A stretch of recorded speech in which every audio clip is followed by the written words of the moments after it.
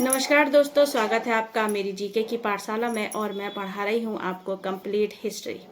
तो दोस्तों, जैसे कि हम पढ़ रहे थे अपनी हिस्ट्री की क्लास में अकबर के बारे में, और अकबर के बारे में हमने पढ़ा था कि कैसे अकबर ने छोटी सी उम्र में अपने शासन को स्थापित किया और उनके संरक्षक के रूप में किसने साथ दिया? बैरम खान ने साथ दिया।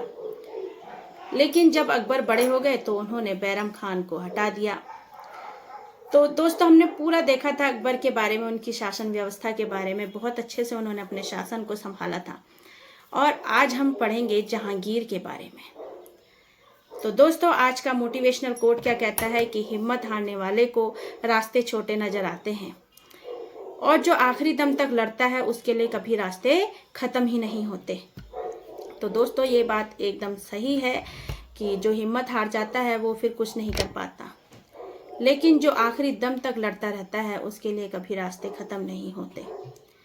जो आखिरी दम तक प्रयास करता है, मेहनत करता है, तो उसके लिए कभी कोई कार्य मुश्किल ही नहीं होता। इसलिए दोस्तों, हमें भी ऐसा ही बनना है कि रास्ते हमारे लिए कभी भी खत्म ना हो, क्योंकि हम मेहनत करते जाएंगे तो कहीं ना कहीं हमें हमारी मंजिल जरूर मिलेगी।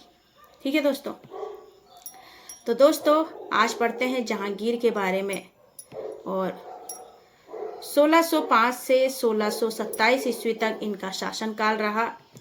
जहांगीर का जन्म 31 अगस्त 1559 को हुआ था।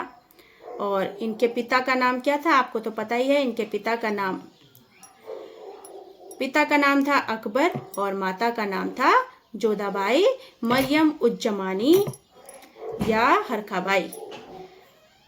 पिता का नाम था अकबर और माता का नाम जोधाबाई या एक और नाम था मरियम उज़्ज़मानी या हरखाबाई।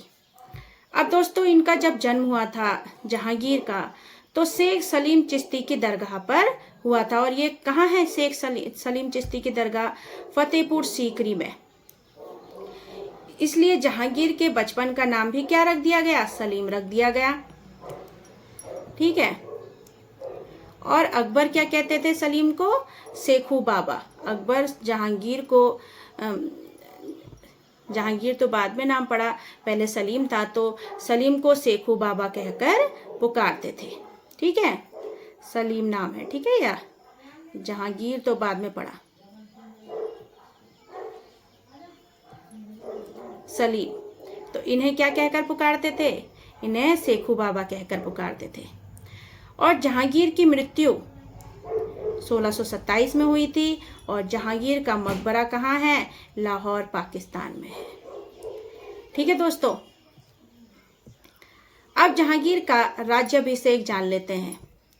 तो दोस्तों, इनका राज्याभिषेक हुआ था 24 अक्टूबर 1605 को। कब हुआ था? 24 अक्टूबर 1605 को जहांगीर का राज्याभिषेक हुआ। और सलीम नूरुद्दीन मोहम्मद जहांगीर बादशाह गाजी इन्होंने उपाधि ली थी। जब इनका राज्याभिषेक हुआ तब इन्होंने सलीम नूरुद्दीन मोहम्मद जहांगीर बादशाह गाजी, बहुत बड़ा नाम है ना, तो इन्होंने ये उपाधि ली थी। ठीक है। और अब इन्होंने विवाह भी किए। अच्छा दोस्तों, विवाह क्यों किए जाते थे? आप जानते हैं इतने सारे इनकी पत्नियां होती थी, क्यों होती थी? इतने सारे विवाह क्यों करते थे? तो दोस्तों, इसलिए करते थे विवाह ये कि दूसरे राज्यों में भी बहुत आसानी से ये क्या कर पाए? अपना शासन स्थापित कर पाए। जब विवाह हो जाएगा तब लड़ाई झगड़ा थोड़ा ही होगा, इसलिए ये विवाह किए जाते थे। तो जहांगीर ने आमेर के राजा भगवान दास की पुत्री मानबाई शाह बेगम से विवाह किया और इनसे इनका एक पुत्र पैदा हुआ, वो था खुसरो नाम पड़ा। ठीक है। फिर मारवाड़ के राजा उदय सिंह की पुत्री जगत गोसाई से इन्होंने विवाह किया था, जिनसे इनका पुत्र हुआ खुर्रम। और खुर्रम ही आगे जाकर शाहजहां बनता है। जो शाहजहां शासक आएंगे जहांगीर के बाद, वो उनकी माता का नाम क्या था? जगत गोसाई। ठीक है। अब जहांगीर ने नूरजहां से भी 1611 में विवाह किया था। तो ये नूरजहां जो थी, इन्होंने पूरे मुगल साम्राज्य में अपना शासन बहुत अच्छे से चला रखा था। बहुत अच्छे से इन्होंने अपने आप को वहाँ सेटल कर रखा था नूरजहां ने। ठीक है। जहांगीर पटरानी भी रखता था, जैसे सलीहा बानो बेगम और नूरजहां, ये इनकी पटरानियाँ थी। अब जहांगीर के जो पुत्र हैं दोस्तों, खुसरो, जो जहांगीर का बहुत विरोध करते थे। और खुसरो को किसका समर्थन प्राप्त था? अर्जुन देव का समर्थन मिला हुआ था इन्हें, खुसरो को। ठीक है। एक पुत्र थे इनके परवेज जहांगीर के, जिसे महावत खां का समर्थन मिला था। फिर खुर्रम थे, जिन्हें जहांगीर का ही समर्थन प्राप्त था, और खुर्रम ही आगे जाकर शाहजहां बनते हैं। और शहरयार को नूरजहां का समर्थन प्राप्त था।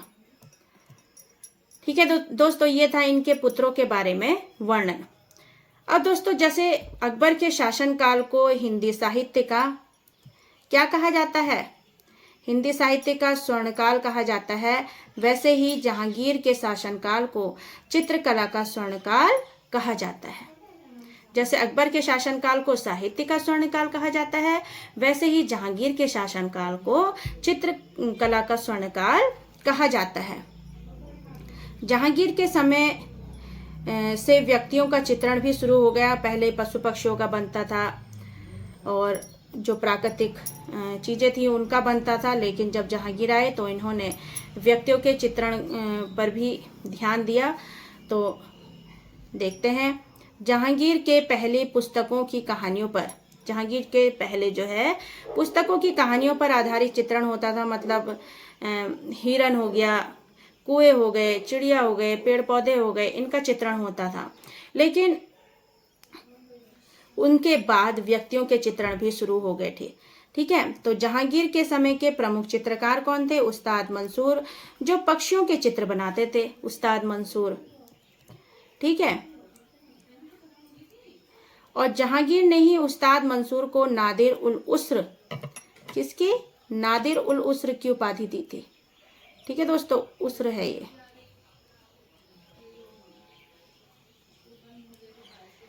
नादिर उल उस्र की उपाधि दी थी उस्ताद मंसूर को, जो पक्षियों का चित्रण करते थे।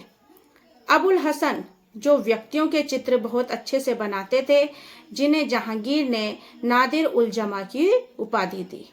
तो उस्र जो है वो मंसूर है, ऐसे आप याद कर सकते हैं, मंसूर उस्र 100 है। ठीक है।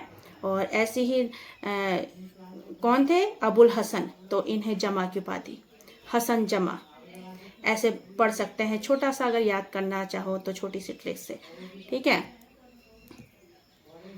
अब दोस्तों, जहांगीर के समय अन्य चित्रकार थे विशनदास, मनोहर और गोवर्धन। ये भी जहांगीर के समय चित्रकार थे। तो कौन कौन थे?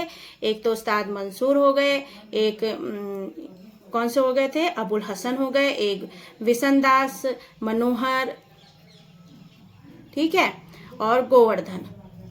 फिर जहांगीर ने आगरा में चित्रशाला का भी निर्माण किया था और अकारिजा को वहाँ का प्रमुख बना दिया था। जहांगीर ने आगरा में चित्रशाला बनवाई। बहुत सारे वहाँ चित्रकार आते थे, चित्रकारी करते थे, दिखाते थे चित्र बनवा के। और फिर वहाँ के प्रमुख जो हेड थे, जो चित्रशाला को संभालते थे, तो उनका नाम क्या था? अकारिजा। क्या नाम था? अकारिजा। ठीक है दोस्तों। तो दोस्तों, ये थी हमारी आज की क्लास, और कैसी लगी कमेंट करके ज़रूर बताइएगा। आप बहुत कम कमेंट करते हैं। आपको अगर कुछ अच्छा लग रहा हो तो वो भी बताइए, कुछ कमी लग रही हो तो वो भी बताइए। आप कमी बताएंगे तभी तो इम्प्रूवमेंट होता रहेगा। इसलिए अगर आपको कुछ भी लग रहा है कि आप ये चीज़ करिए तो मैं उस पर काम करूँगी। ठीक है दोस्तों, ऐसा नहीं है कि आप नहीं बता सकते, आप बता सकते हैं। तो दोस्तों, अगर अपनी कमियों को कोई सुधार लेता है तो वो और बेटर बनता चला जाता है और अच्छा बनता चला जाता है। तो आप मेरी क्लास देख रहे हैं, आपको कहाँ कमी लग रही है, तो आपका बताने का ये फ़र्ज़ है कि जो मैडम हमें पढ़ा रही हैं वो और अच्छा हमें पढ़ाएं। तो उसके लिए कुछ प्रयास हम भी करें। तो अगर आपको कुछ कमी लग रही है तो ज़रूर बताइएगा। तो मिलते हैं आपसे अपनी अगली क्लास में। तब तक के लिए अपना ध्यान रखें, खुश रहें, स्वस्थ रहें। Thank you.